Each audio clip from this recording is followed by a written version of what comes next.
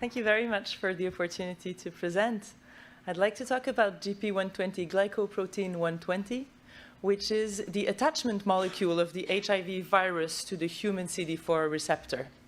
It has been shown by co-investigator Andrés Fizzi that GP120 can be shed from HIV-infected cells attached to monocytes, driving the inflammation cascade.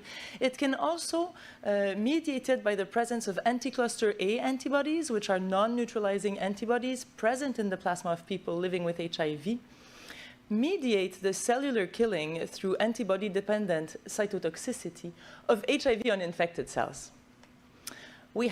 We have measured the presence of soluble GP120 in the plasma of 386 individuals from the Canadian HIV and aging cohort study, all of them undetectable for plasma HIV viremia.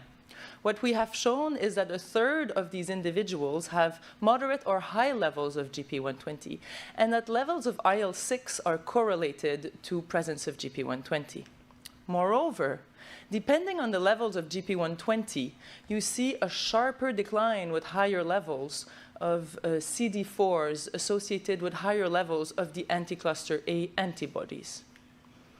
A subset of our population had a precise documentation of their atherosclerotic burden by means of cardiac CT scans with measurement of total atherosclerotic plaque volume.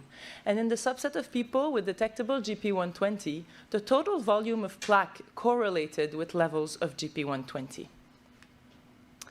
This is our conclusion slide. We conclude that soluble GP120 is a driver of chronic inflammation and potentially comorbidity, as well as a potential novel treatment target for people living with HIV with undetectable viral load.